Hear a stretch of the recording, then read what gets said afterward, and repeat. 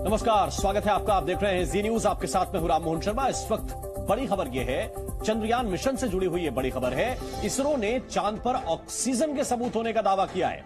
चंद्रयान 3 ने चांद पर पहुंचने के 5वें दिन दूसरा ऑब्जर्वेशन भेजा है। इसके मुताबिक चंद्रमा की सरफेस पर ऑक्सीजन मौजूद है। चांद के साउथ पोल पर सल्फर की मौजूदगी का भी पता चला है और इसके अलावा चांद की सतह पर एल्यूमिनियम, कैल्शियम, आयरन, क्रोमियम और टाइटेनियम की भी मौजूदगी की जानकारी मिली है। जबकि हाइड्रोजन की खोज अभी चल रही। दो तस्वीरें जरा देखिए। चांद पर ऑक्सीजन के सबूत भेजे हैं रोवर ने। रोवर जांच कर रहा है, वहां पर जो सरफेस की मिट्टी है उसको खंगाल रहा है, उसकी जांच की जा रही है। तो क्या क्या मिला है अब तक? ऑक्सीजन के कण मिले हैं, पहली बड़ी जानकारी और बहुत अहम जानकारी। ऑक्सीजन के सबूत मिले हैं, सल्फर की जानकारी मिली है। इसके साथ साथ अगर हम बात करें तो सल्फर के अलावा कई और तत्वों के बारे में जानकारी मिली है। तो क्या क्या रोवर ने खोजा है वो हम आपको बता रहे हैं। इसके अलावा एल्यूमिनियम मिला है। इसरो का यह दावा है कि एल्यूमिनियम भी चंद्रमा की सतह पर है। इसके अलावा कैल्शियम के बारे में भी जानकारी रोवर ने भेजी है। और कैल्शियम के साथ साथ अगर बात करें तो आयरन यानी कि लोहा भी चंद्रमा की सतह पर है। क्रोमियम के कण भी मिले हैं। इसके अलावा टाइटेनियम के कण भी मिले हैं, सिलिकॉन के कण भी मिले हैं। और अभी भी रोवर आगे अपने परीक्षण कर रहा है, जांच कर रहा है। चंद्रमा की सतह पर लगातार रोवर चल रहा है और एक एक जानकारी इसरो तक भेज रहा है। और इसरो के मिशन चंद्रयान 3 को सफलतापूर्वक चांद पर 6 दिन और 4 घंटे हो चुके हैं। इस दौरान चंद्रयान के लैंडर विक्रम से निकलकर प्रज्ञान रोवर कई जानकारियां इसरो को भेज चुका है।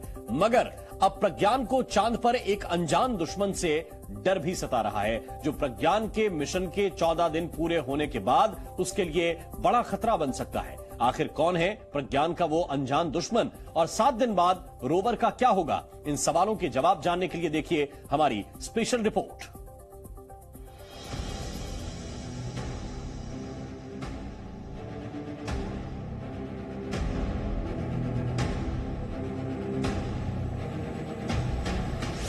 कौन है चांद पर प्रज्ञान का अनजान दुश्मन?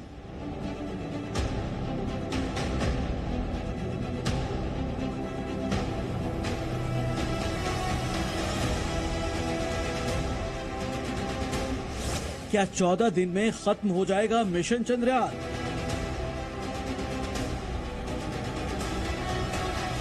क्या विक्रम और प्रज्ञान में सूरज फूंकेगा नई जान?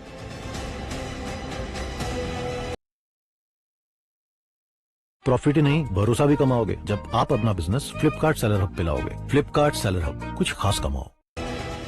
क्या अपने मकसद में कामयाब हो पाएगा चंद्रयान? मिशन चंद्रयान 3 की सक्सेसफुल लॉन्च के बाद से चांद पर होने वाली हलचल की डिटेल इसरो के जरिए धरती तक पहुंच रही है। प्रज्ञान रोवर रोजाना चांद की नई नई तस्वीरें और जानकारियां भेज रहा है। इन तस्वीरों और जानकारियों की वजह से लोगों की जिज्ञासा भी बढ़ती जा रही है और लोगों के मन में मिशन चंद्रयान को लेकर अलग अलग सवाल भी जन्म ले रहे हैं। साथ ही प्रज्ञान को एक अनजान दुश्मन का भी डर है। मिशन चंद्रयान 3 से जुड़े इन तमाम सवालों और उनके जवाबों के बारे में आपको बताएं, उससे पहले चांद की सबसे नई तस्वीर देखिए। हालांकि ये तस्वीर 6 दिन पुरानी है, जब चंद्रयान 3 की चांद पर सॉफ्ट लैंडिंग हुई थी। हालांकि उस दौरान भी लैंडिंग का वीडियो पूरी दुनिया ने देखा था, मगर अब इसरो ने उस ऐतिहासिक पल का हाई डेफिनेशन वीडियो लॉन्च किया है। करीब 3 मिनट 19 सेकंड के इस वीडियो में चंद्रयान के चांद पर उतरने के आखिरी पल हैं, जिसे विक्रम लैंडर में लगे कैमरे ने रिकॉर्ड किया है। इस वीडियो में बिल्कुल साफ दिखाई दे रहा है कि चंद्रयान का लैंडर चांद की सतह पर अपने पैर जमाने के लिए सही जगह की तलाश कर रहा है। लैंडर में लगे कैमरे ये साफ दिखा रहे हैं कि चांद पर जगह जगह कई गड्ढे हैं, जिनसे बचता हुआ लैंडर किसी प्लेन जगह की ओर बढ़ रहा है। और जैसे ही वो जगह मिलती है जो बिल्कुल बराबर है, तो स्पेसक्राफ्ट लैंड कर जाता है।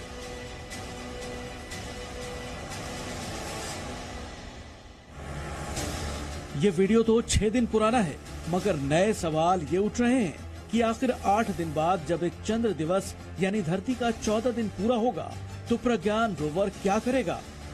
क्या चांद पर रात होते ही अंधेरा प्रज्ञान का दुश्मन बन जाएगा? क्योंकि ये सबको पता है कि चांद की सतह पर चहलकदमी कर रिसर्च में जुटा रोवर सोलर पैनल के सहारे काम करता है। और चूंकि अभी चांद पर दिन है तो सूरज की रोशनी से सोलर पैनल चार्ज हो रहा है। मगर प्रज्ञान का क्या होगा जब चांद पर दिन खत्म होगा और रात होगी, जब चांद के दक्षिणी ध्रुव पर अंधेरा छाएगा, जब चांद का तापमान -180 डिग्री हो जाएगा?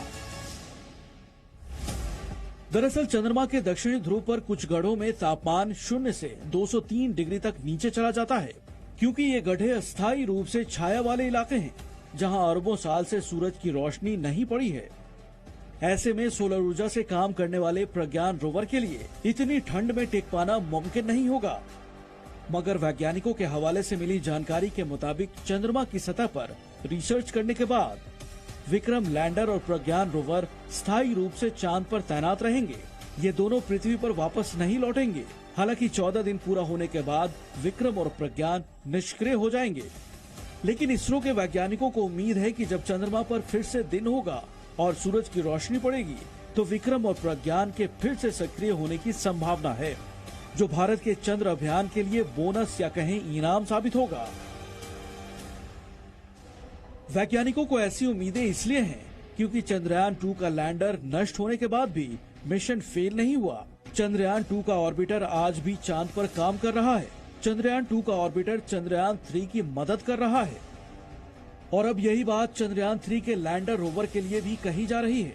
हालांकि इन सब के पहले रोवर को चांद पर वो जानकारियां जुटानी है जो मिशन चंद्रयान 3 का अहम मकसद था, क्योंकि चंद्रयान के दक्षिणी ध्रुव पर लैंड करने के पीछे सबसे बड़ा उद्देश्य चांद पर जीवन लायक परिस्थिति की खोज करना था, जिसके बारे में अब तक प्रज्ञान को कुछ भी पता नहीं चला है। वैज्ञानिकों का मानना था कि चांद के दक्षिणी ध्रुव पर मिट्टी में नमी या बर्फ होगी।